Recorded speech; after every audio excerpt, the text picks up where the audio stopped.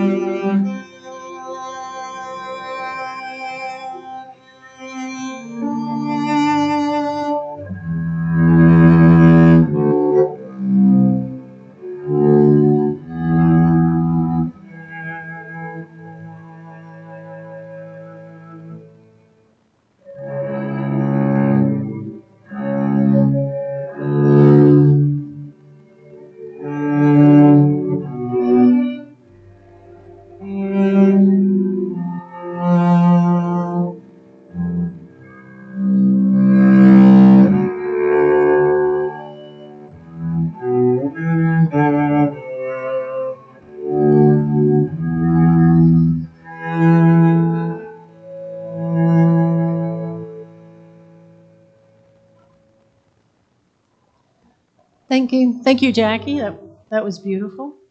Beautiful music. Good morning. Welcome to the Treasure Coast Unitarian Universalist Congregation in Stuart, Florida. Today is October 10th, 2021. My name is Regina Wood, and I will be a worship associate today. We are a welcoming congregation. We welcome people of all genders, identities, races, ages, and backgrounds. It's good to see all of our vaccinated members and friends here in the sanctuary. We can also be seen on YouTube. If you would like to be put on our email list or want more information about us, go to our website at tcuuc.org.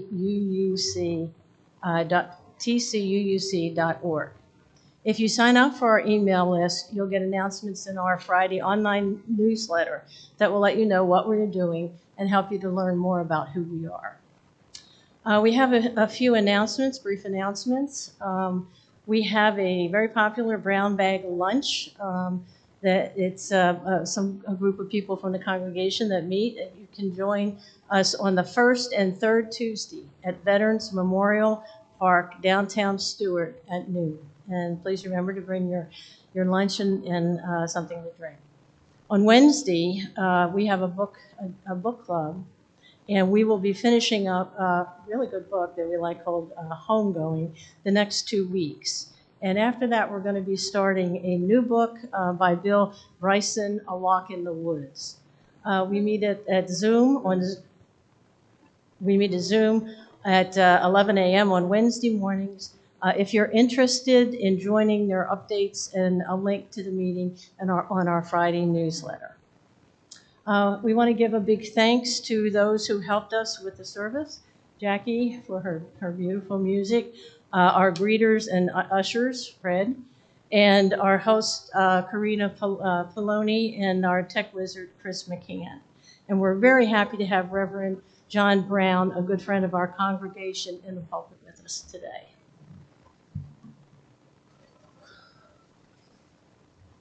We will light now we'll have the candle lighting.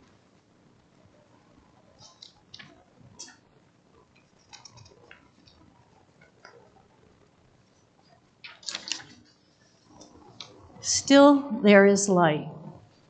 During our darkest moments, still there is light. When facing our biggest challenges, still there is light. When all we can do is put one foot in front of the other, still there is light. When we can't see the way out, still there is light. When all we can do to help someone is to hold their hand as they cry, still there is light. We are the light. We are the light for ourselves and for one another. Always there is light. Now we'll have the opening words.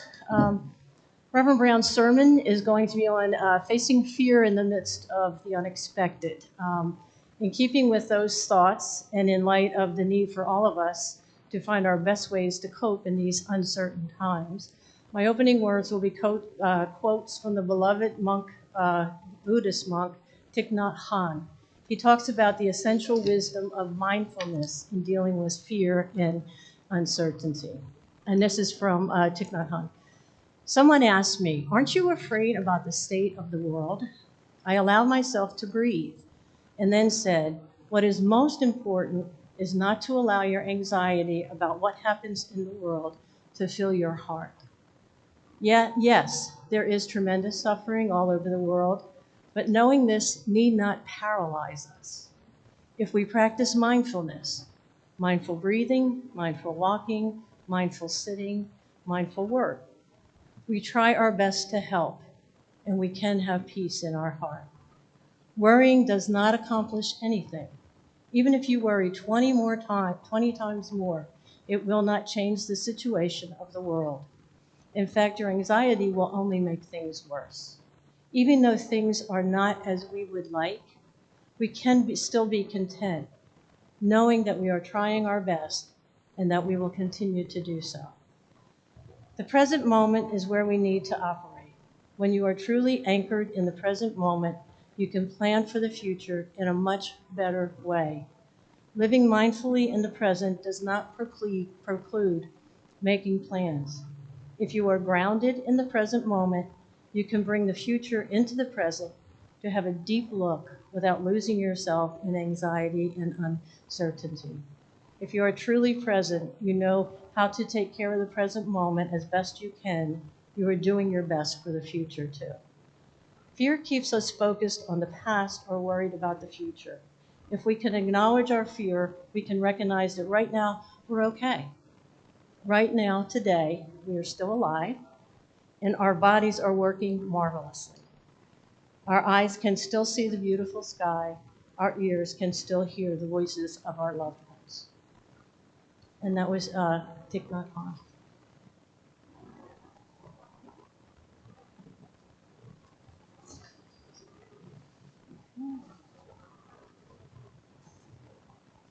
Oh, and now we will have the hymn. Hold on, I'm sorry, I lost the page here.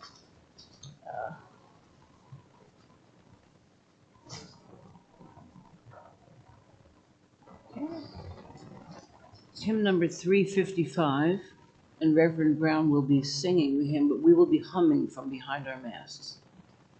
And I'll do a little introduction. We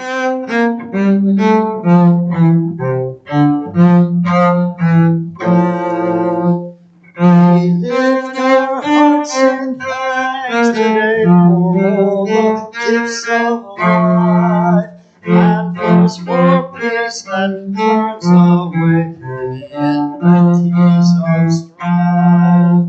And next the beauty of the earth, its flowers and lovely things, the strength, great miracles of birds and of songs and things. The harvest of its teeming soil, it worketh oft and field, but for the service and the toil of those who help and yield.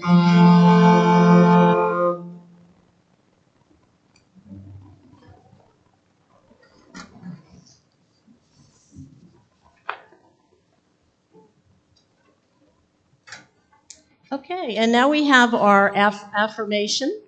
Let us say the affirmation. I will speak the first verse, and then Reverend Brown will do the other. We'll sing it, and then, if you will, hum with him in your mask. Love is the spirit of this church, and service is its law. This is our great covenant, to dwell together in peace, to seek the truth in love, and to help one another.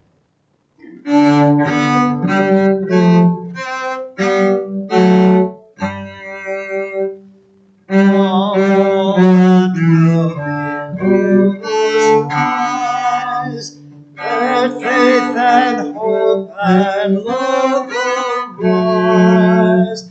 Let beauty to them in song.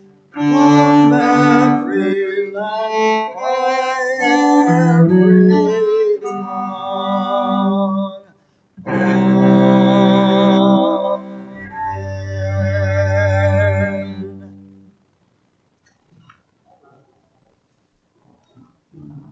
Okay. Now is a special time for us to come together and to share our joys and sorrows. Please step up to the microphone to speak. Tell us your first name and move a stone into our symbolic river of life to mark each joy and sorrow. Anyone have any joys, sorrows? I'm Fred. I have a sorrow. My grandson is turning 22 years old this Wednesday. I have attended every one of his birthdays except for last year and now this year because of the COVID, and I'm going to miss him.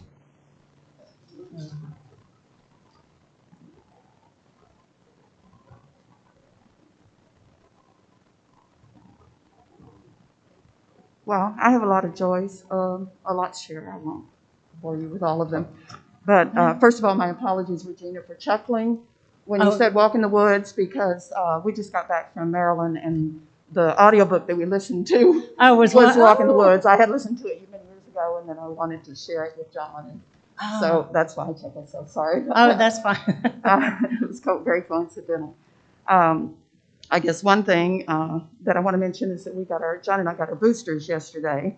And so in honor of that, I'm wearing the very first mask that I concocted out of old jeans and an old pillowcase, so just hoping that more people are able to stay safe like we are. We went to John's daughter Becca's wedding on the eastern shore of Maryland. It was beautiful. It was wonderful. There was an incident that occurred while we were up there, which was very scary, but everything turned out okay. But my granddaughter, Ellie, had to be withdrawn from her first semester at Notre Dame because of a bad fall. And she had a couple of skull fractures and concussions in the ICU, and it was very scary. But I'm glad that I was there for my daughter and for the family, and when they brought her home from South Bend. So the good thing is we're expecting a 100% recovery, and that she should be back in school in January. So. Yeah. Thank you for sharing. Any more joys and sorrows? I have to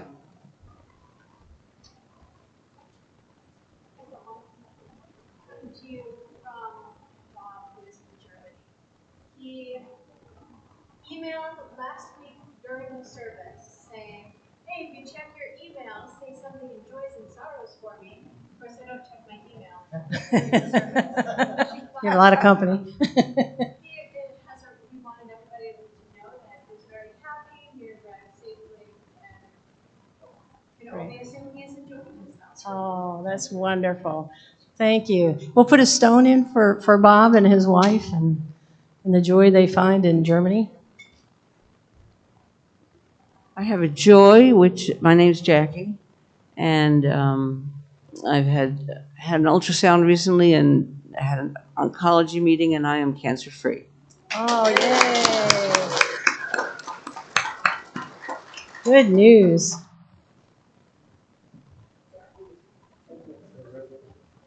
Anyone else?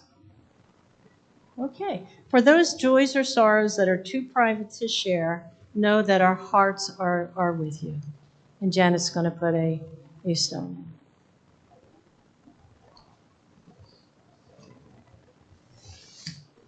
And I'm going to add one for my mother, whose birthday would have been today. She passed away 3 years ago at age 95. And her spirit is definitely in this church as she made this bowl for us. It wasn't intended to be here permanently, but it certainly brings me joy. Oh, thank you, Janet.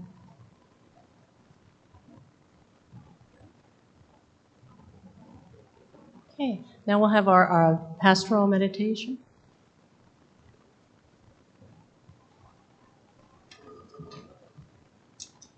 I always find your joys and concerns to be so heartfelt, so meaningful. Thank you very much for sharing those with us today. Susan McGinn, a UU minister serving the Navy as a chaplain, tells the story about her grandmother. My grandmother felt that during the Depression, there was a strong connection to one another. And this is indeed a lesson we have to learn today, she said. We are such transient people, often living without the benefit of a cultural heritage or religious traditions that can teach us how to live through disorienting experiences. Some people don't have a sense of self any larger than their job description. Without multi-generational family, without a history to revere, without role models, without a sustaining faith, then our fears can be costly. And yet, when we can trust in something larger than self, then we can afford to be courageous. We may not know all the answers, but we can trust that others have walked this way before, and they are watching, holding, and loving. And Susan goes on to say, in these times when we cannot control the future, do we feel we are being held by family, by friends, even strangers? Relationships can be uplifting as well as an energizing experience when they are held by love. In the words of Janet Morley, and you held me, and there were no words, and there was no time, and you held me. And there was only wanting and being held and being filled with wanting. And I was nothing but letting go and being held. And there were no words. And there needed to be no words. And there was no terror, only stillness. And I was wanting nothing. And it was fullness. And it was like aching for God. And it was tough and warmth and darkness and no time and no words. And we flowed and I flowed and I was not empty and I was given up to the dark. And in the darkness, I was not lost. And in the waiting was like fullness. And I could hardly hold on. And I was held. And you were dark and warm and without time and without words. And you held me. The beauty of a lasting and meaningful relationship is really just that, being held, especially when we are frightened. That person may physically hold or emotionally hold us during the fright moments, and life is not so unsettling. Perhaps we might even feel a sense of peace, of calmness, or of hope. Julian of Norwich tells a story about a hermit and a mystic. She saw visions and people listened. She said that God was both male and female, that God's message was one of pure love for all, and that God's language to send such a message was the language of love. She knew full well the challenges people face, and she dared to say, all shall be well. Well, none of us know how this life will turn out, with all its ups and its downs and in-betweens. We don't know on a global, national, or individual perspective. And yet I trust we all have hope that it will turn out. I do. We don't know as of today how life circumstances will conclude, but we can do more than to simply stand on the sidelines, watching, waiting, analyzing with fear. We all have been given, all of us have been given opportunities to reframe the tomorrows, to recreate that which is before us. What we know is that we are living in a special moment in history. But you know what? We're not alone. Ideally, we are held in love by a significant other. And I do know that you are being held by this community. Every couple generations, the cycle turns. And this is a turning point. Let us be counted among those who stand and turn. Let us now quiet our moments. Let us quiet our hearts and our minds in a moment of silence right now.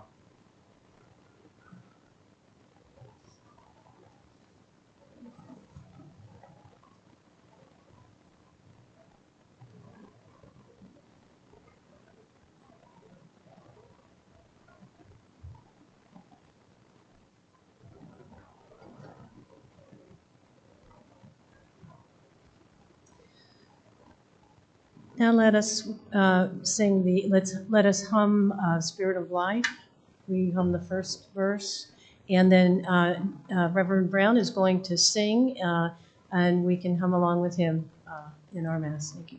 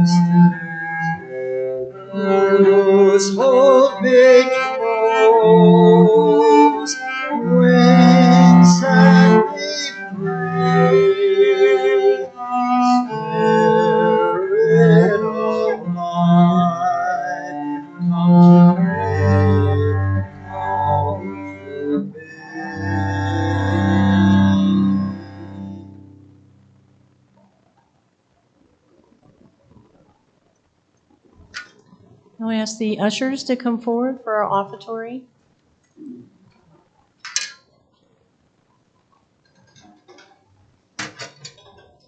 We give to remind ourselves how many gifts we have to offer. We give to remember that we are part of something bigger than ourselves.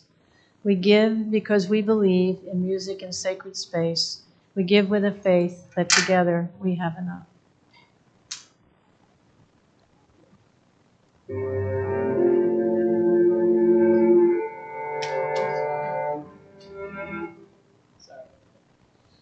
Debussy Romance.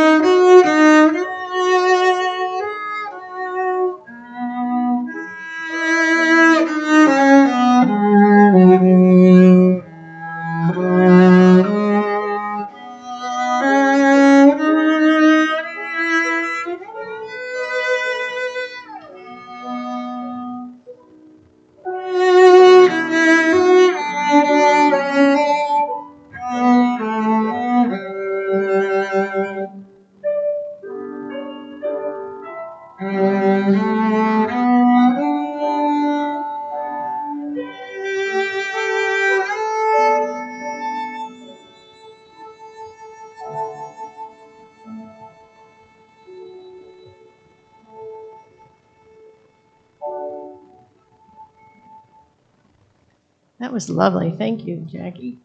And we want to thank you all for your contributions. And this morning offering is received in the spirit of grateful fellowship. Thank you.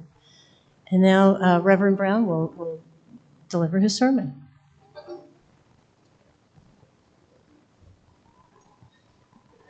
want to say again what a great privilege it is to be here with you this day, especially to stand in this pulpit where your minister stands Sunday after Sunday. I've known Bob for probably over 25 years when he was serving various churches in Connecticut, and I was serving churches as well.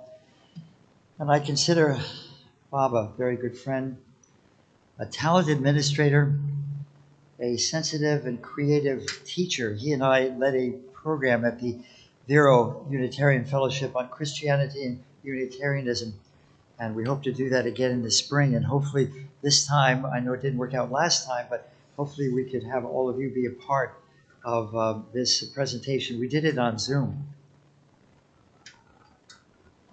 On a beautiful spring day, a friend and I were kayaking in the Indian River. We were enjoying our conversation when suddenly, on my starboard side, a shark appeared and remained there for a few minutes.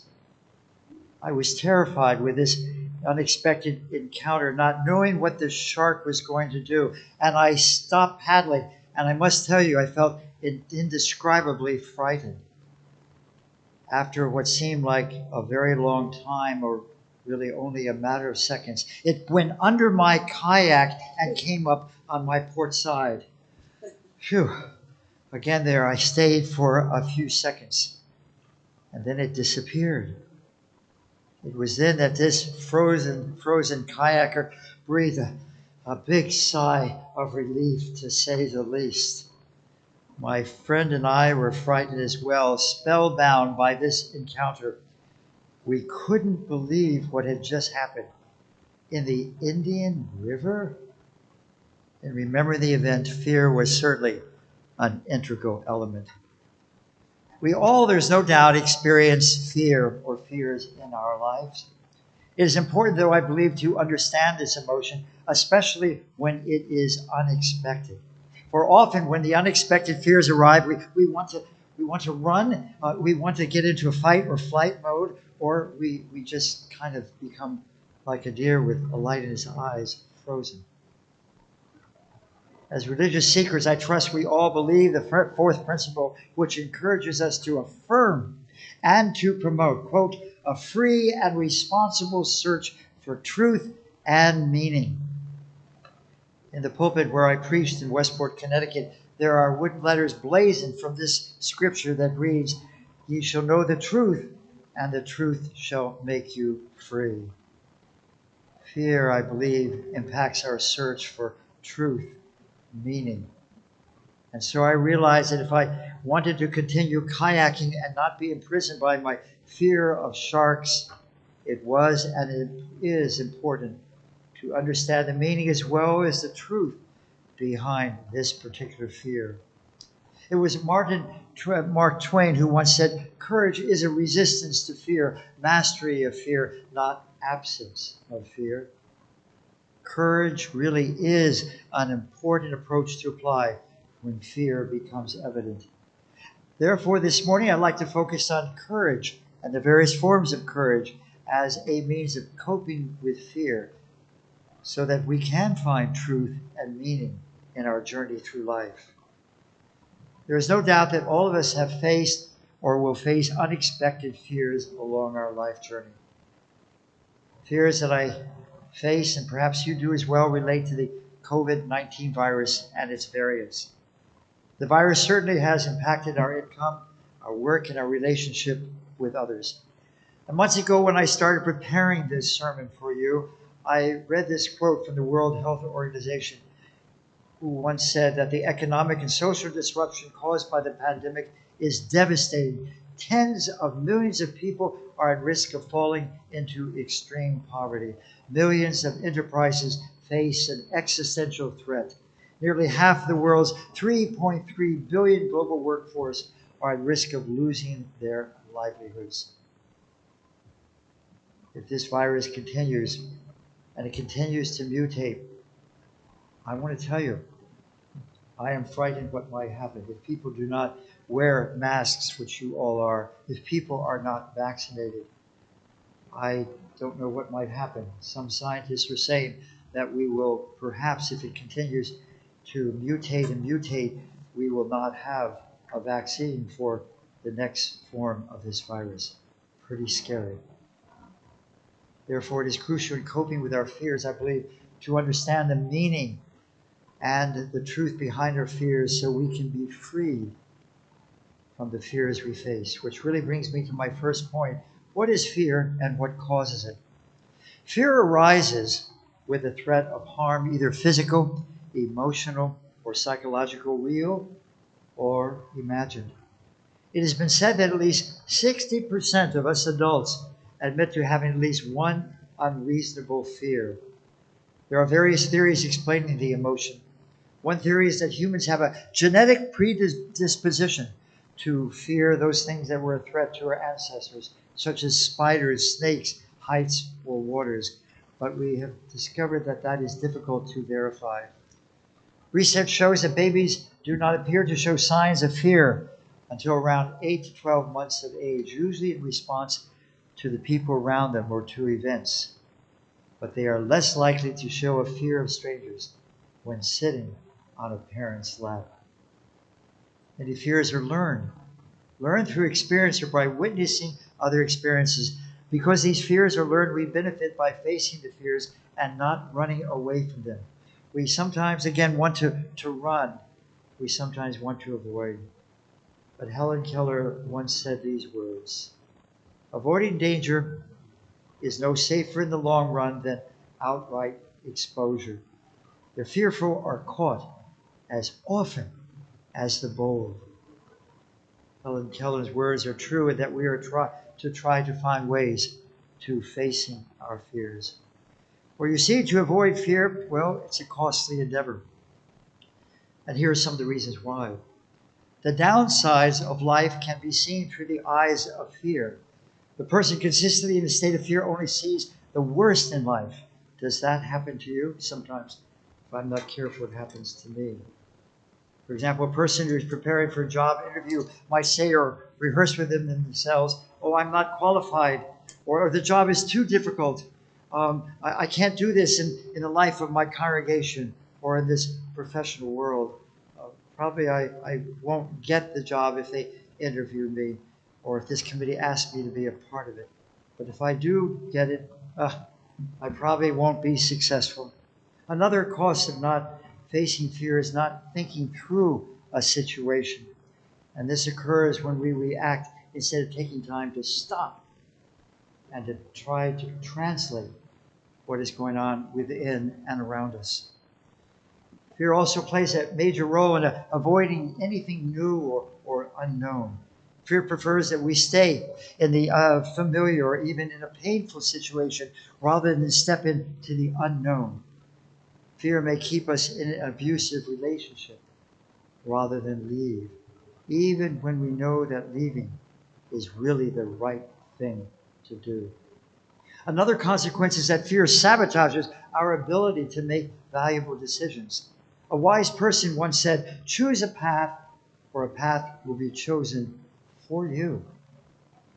Fear is really the root of a lot of individuals' decidophobia, which is the fear of making decisions. And yet, in defining fear, I do not want to draw a completely dark picture because there are positive aspects of this emotion as well. In fact, it is best not to avoid, but in some cases, to make friends. Yes, to make friends with our fear. Countless fears guide our fight or flight responses, which helps us to stay safe and to remain alive. Fear heightens our senses and awareness. It keeps us alert and helps us in better preparation. It has been said that to achieve our potential or grow in our spiritual life, it is important that we lean into or drive through, but not to avoid the fear. Fear sensitizes us to identify choices as well as options. From the sensitization process, we can then analyze and evaluate the best path of action to pursue. But be careful. Be careful that you don't engage in analysis paralysis.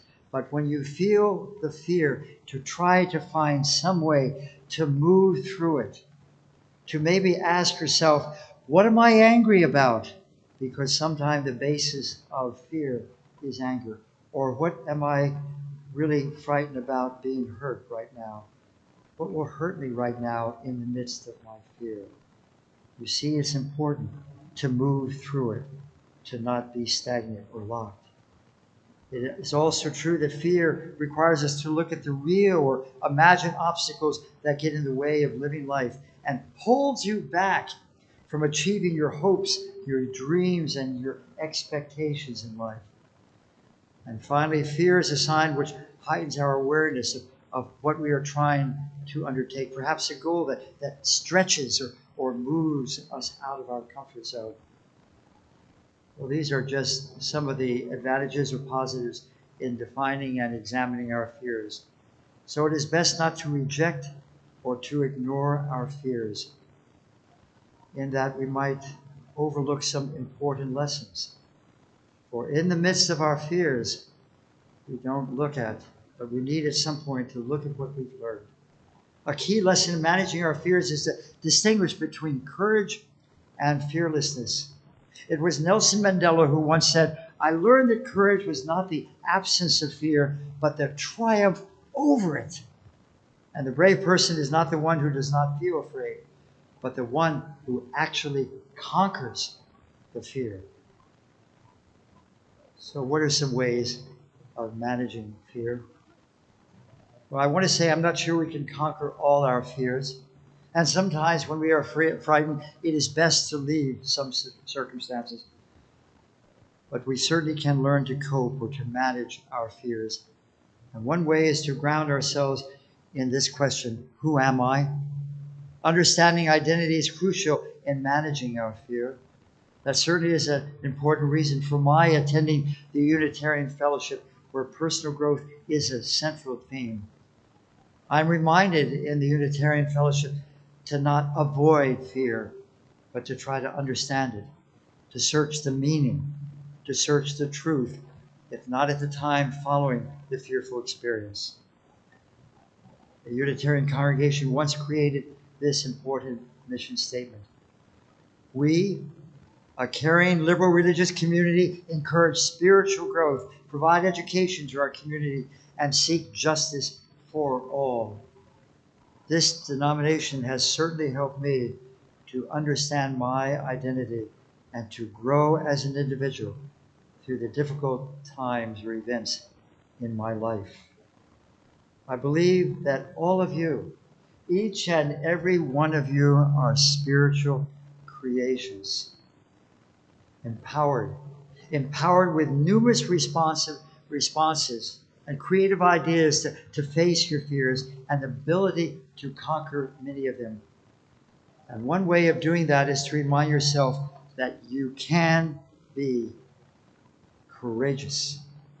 Now, courage means mental or moral strength to venture, to persevere, or withstand change, fear, or difficulty. And this form of courage includes turning outward to your community of faith or to a caring individual for support and for guidance. I remember as a sixth grader experiencing the potential fear of my mother not being around me. She told me that she was going to have a major operation. And the thought of her not being there was downright terrifying for me. Imagining what would happen if my mother was not there, or even, heaven forbid, she died. My father had multiple sclerosis, so he was not able to be very active. He was bedridden most of the time. But in the midst of this fear, I was very thankful that I had a spiritual community that offered me love and support. It was comprised of people who really were willing to take some risks and reach out to those in need. And my community loved me unconditionally. I felt it even as a sixth grader, because I really believed and found that the spiritual community would stop and listen to me and give guidance as well as provide support.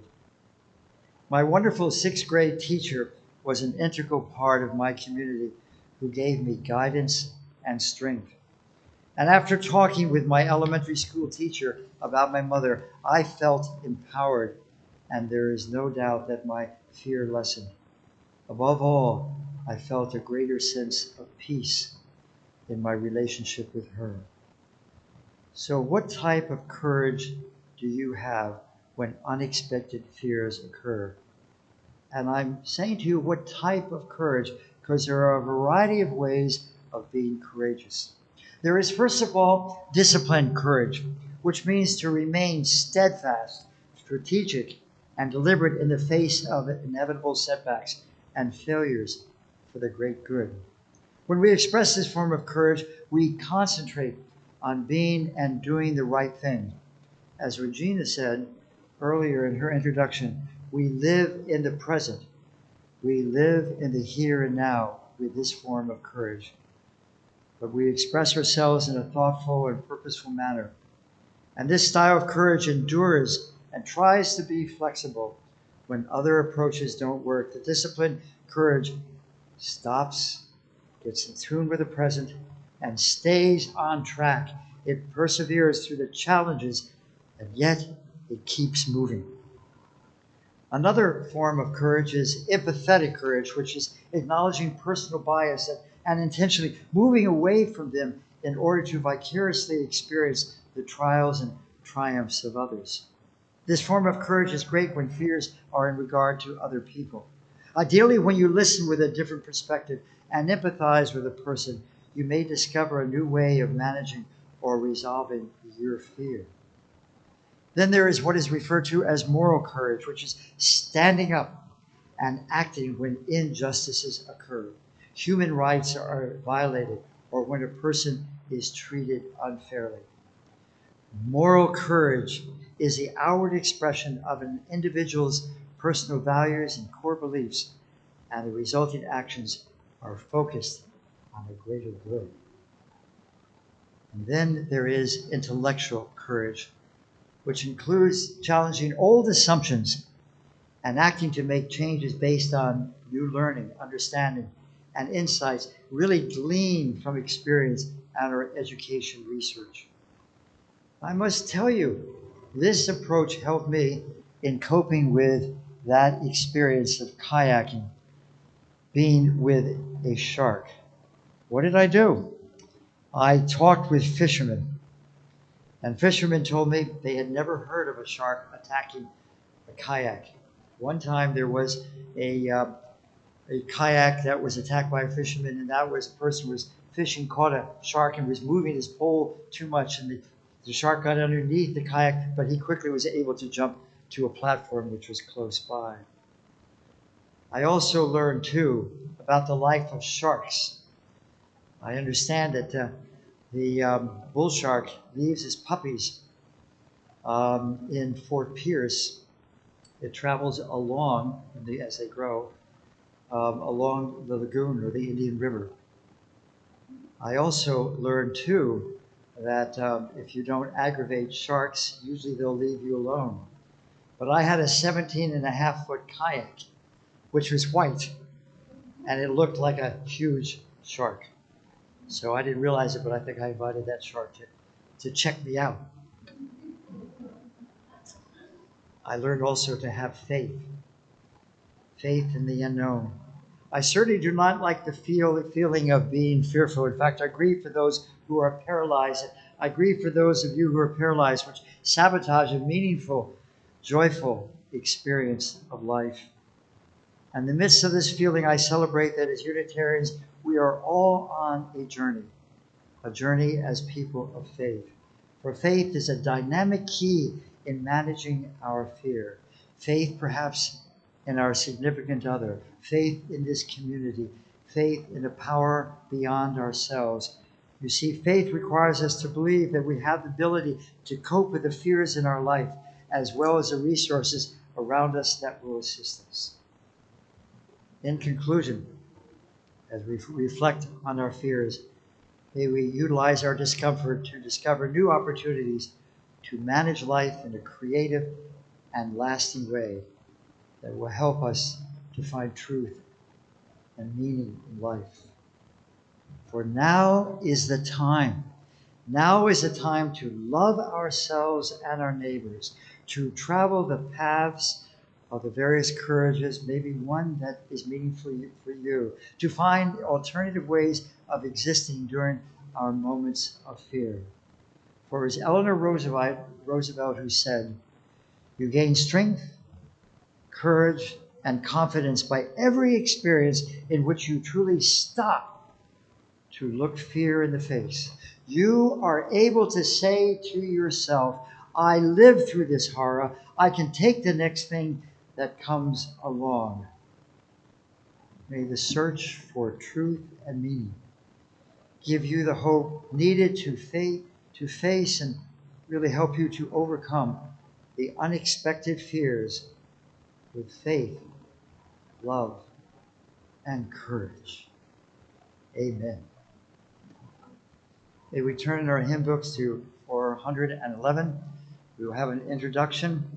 We will then listen, and I will do my best and try to sing the final hymn, Heart in Peace.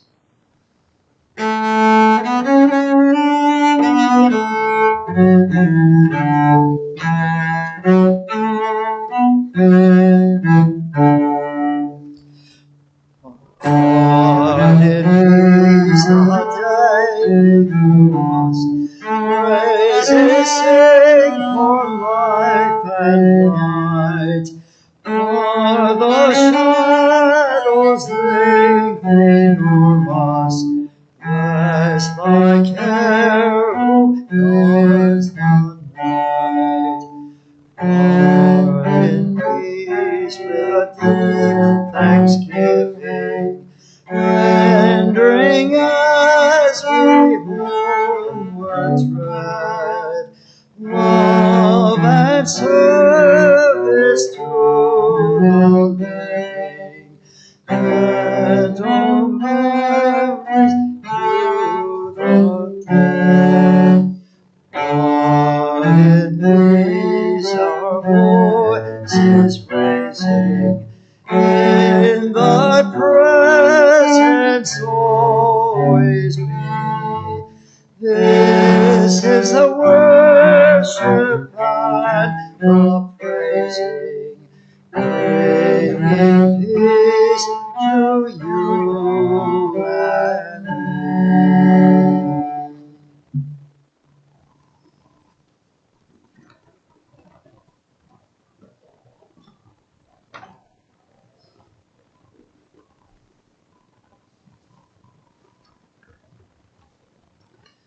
As we extinguish this light, be mindful, each and every one of you, that within each of our hearts there is a glorious light. Go forth now and let its spark help you to understand what troubles both you as well as others. Go forth and let its light of reason be a guide in all the decisions you are required to make. Go forth and bring its ray of hope to those in need of help in both body and spirit, that you may find healing from their fears and the fears of others. Go forth and fan the flames of passion to help heal our world. Go forth and spread the warm glow of love, pushing back the darkness of the world. Go forth and share your glorious light with the world this day and in days to come. Amen.